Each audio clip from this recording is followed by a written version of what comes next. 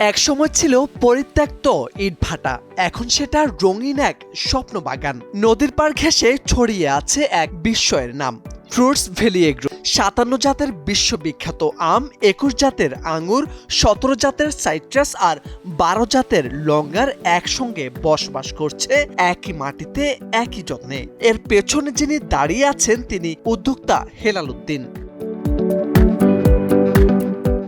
খামারে ঢুকতেই মনে হবে যেন কোনো আন্তর্জাতিক ফল উৎসবে ঢুকে পড়েছেন। প্রতিটি গাছে ঝুলছে বাহারি রঙের আম। এসব আম হয়তো এর আগে দেখেনি কেউ। বিদেশি লেমন জেস্ট, ভ্যালেন্সিয়া, প্রাইড, মিয়াজাকি, আতাউলফ, কারাবা ও মায়া, এমন নামগুলো একসঙ্গে শুধু গুগলেই দেখা যেত।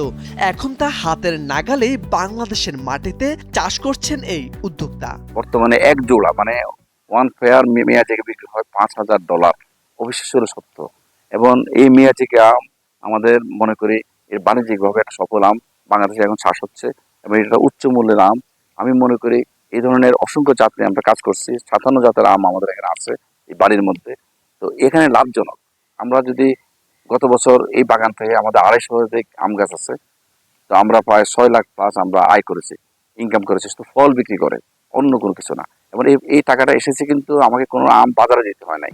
শুধু আম নয়, ফলের রাজত্ব ছড়িয়েছে এখানে।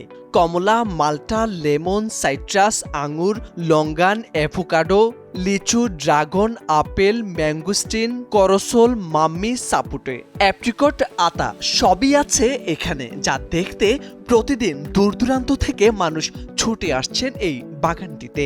সরজমিনে এসে দেখলাম, আসলে এটা মনোমুগ্ধকর একটা পরিবেশ। না দেখলে আসলে নিজের চোখে না দেখলে এটা আসলে বিশ্বাস করা যায় না যে আমাদের মতো চাঁদপুরের মতো একটা জেলাতে এই বিভিন্ন সুস্বাদুর এবং রঙিন আম চাষ হচ্ছে। এটা আসলে একটা প্রশংসনীয় উদ্যোগ। ফ্রুটস ভ্যালি এগ্রো নামে এই প্রতিষ্ঠানটি আছে।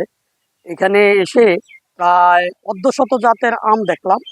আমি সত্যি বিমুগ্ধ এবং অভিভূত।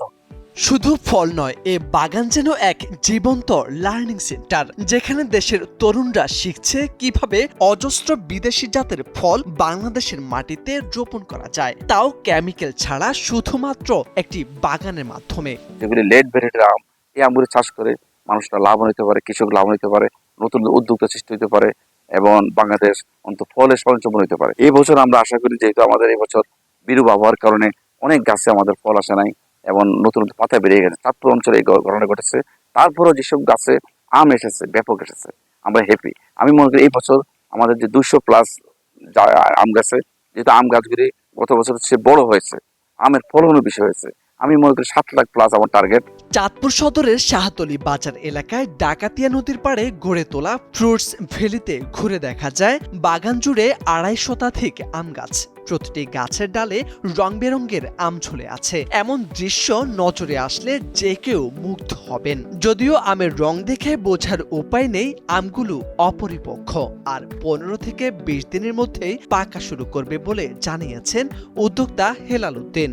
একই বাগানে বিশ্বের স্বাদ, বাংলার মাটিতে বিদেশি ফলের রাজত্ব।